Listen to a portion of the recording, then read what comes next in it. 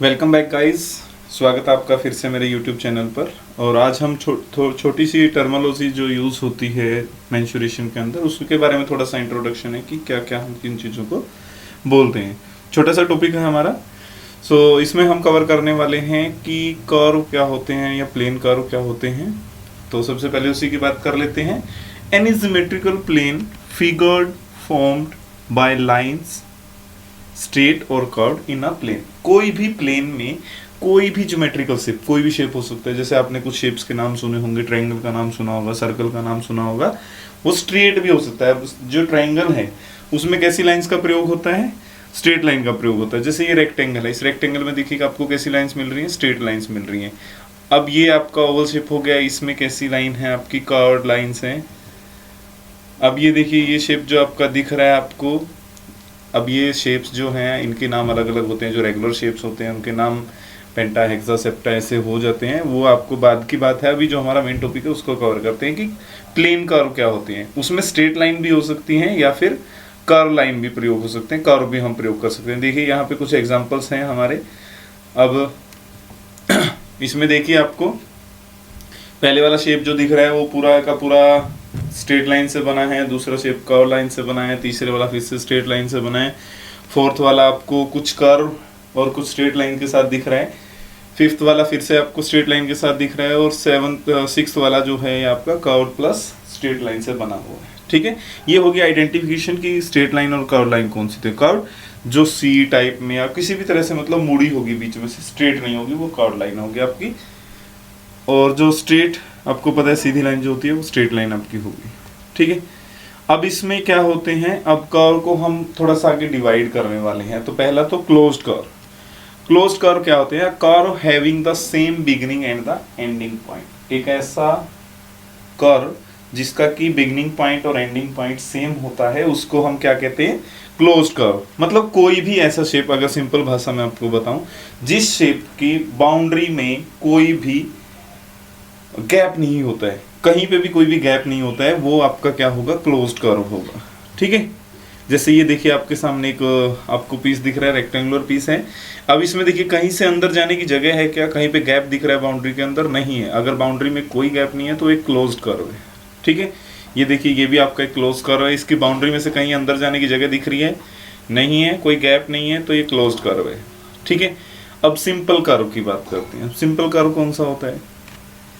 A curve that doesn't cross itself. एक ऐसा curve जो कि अपने आप को क्रॉस नहीं करता है। अब सर ये क्या हुआ बताओ? हाँ देखिए क्या है इसमें, बिल्कुल सिंपल है। देखिए जो बाउंड्री आपको दिख रही है, ये बाउंड्री क्या, जहाँ से भी आप इसका इनिशियल पॉइंट या बिगिनिंग पॉइंट मान लीजिए, कहीं से भी मान लीजिए कि यहाँ से ये शुरू हो रहा है। अब जैसे यहाँ से मान लेते हैं, यहाँ से शुरू हो रहा है, तो यहाँ से घूम के हम ऐसे वापिस यहाँ पे आएंगे, लेकिन इसको क्रॉस नहीं कर रहे हैं, वहीं पे आके रुक जा रहे हैं जहाँ से शुरू किया था, है ना। ऐसा ही सर्कल के केस में भी आप देखेंगे कि आप जहाँ से शुरू कर रहे हैं वहीं आके रुक रहे हैं, उसको क्रॉस नहीं कर रहे। क्या कहीं पे कोई बाउंड्री लाइन आपको क्रॉस दिख रही है? अगर क्रॉस नहीं दिख रही है तो वो सिंपल कर्व है। ठीक है, देखिए इसमें भी कहीं पे क्रॉस आपको नहीं दिखाई दे रही है, तो ये आपका सिंपल कर्व है। और क्लोज कर्व की पहचान क्या थी? सेम बिगिनिंग और एंडिंग पॉइंट होगा आपका, है ना। अगर एंड पॉइंट अलग हो रहा है तो वो क्लोज नहीं रहेगा, ओपन रह जाएगा। ठीक है, अब देखिए ये वाला, अब देखो इसमें कितनी जगह क्रॉस हो रहा है। इसमें देखो कितनी जगह क्रॉस हो रही है। जो बाउंड्री है वो आपस में क्रॉस हो रही है ना, एक दूसरे को टच होके, मतलब इधर जाएगी या उधर जाएगी, कहीं से भी क्रॉस हो रही है ना। तो ऐसे कर्व को हम बोलेंगे नॉन सिंपल कर्व। ये सारे सिंपल कर्व थे, बाकी के आपने देखे कर्व का, सिंपल कर्व, और ये कैसा है? Non simple curve. ठीक है, चलिए इसके बारे में कुछ और बातें हम सीख लेते हैं।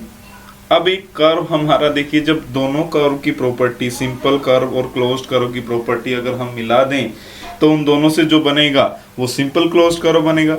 अब सिंपल कर्व की प्रॉपर्टी आपको याद हो जानी चाहिए, क्या होती है?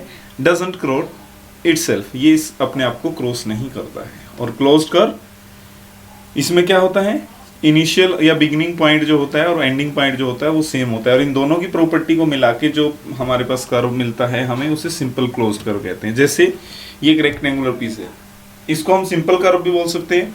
क्यों? क्योंकि इसकी बाउंड्री लाइन कहीं पे एक दूसरे को क्रॉस नहीं कर रही है। और इसको हम क्लोज कर्व भी बोल सकते हैं। क्यों? क्योंकि इसका जो बिगिनिंग पॉइंट और एंडिंग पॉइंट है वो सेम है, कहीं से भी आप इसको शुरू कर लीजिए वहीं पे आके ये खत्म हो जाएगा। ठीक है, तो इसको बोलेंगे हम सिंपल क्लोज्ड कर्व। ये भी सिंपल क्लोज कर्व है, ये भी एक सिंपल क्लोज कर्व है, ये भी एक सिंपल क्लोज कर्व है, और ये भी आपका एक सिंपल क्लोज कर्व है। ठीक है, तो ये थी हमारी सिंपल क्लोज कर्व के बारे में। अब हम किसी शेप के बारे में और क्या टर्मोलॉजी यूज हमें करने को मिलेगी यहाँ पे, और कौन कौन सी टर्म्स हैं जो हमें यूज करने को मिलेंगी। रीजन के बारे में बात होती है। रीजन मतलब जगह, एक तरह से समझ लीजिए। तो वो जगह इंटीरियर है या एक्सटीरियर है। अब ये इंटीरियर क्या होता है सर, एक्सटीरियर क्या होता है, आइए हम जान लेते हैं। इंटीरियर, जैसे ये एक रेक्टेंगुलर शेप हमें दिख रहा है हमारी स्क्रीन पे, जो येलो वाला पोर्शन है वो पूरा रेक्टेंगुलर शेप है ना।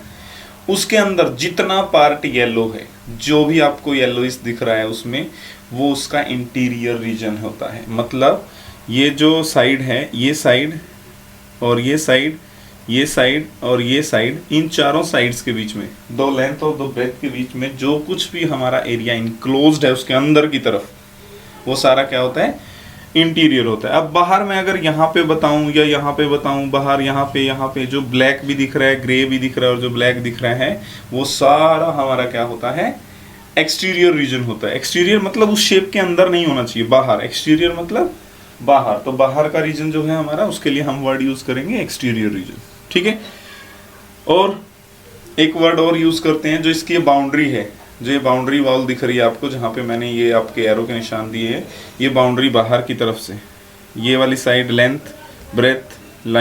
एंड ब्रेथ, ये वाली जो साइड्स होती हैं इनको हम बोलते हैं बाउंड्री या फिर पेरीमीटर। तो छोटी छोटी टर्मोलॉजी हमने आज इसके बारे में सीखी है। आई होप आप लोगों को पसंद आई होगी और आपको समझ में भी आई होगी। अगर आपको पसंद आई तो मेरी बाकी सब वीडियोस भी देखिए। आपकी नॉलेज में अगर कुछ भी इम्प्रूवमेंट होता है तो मेरे लिए प्राउड फीलिंग है। Thank you.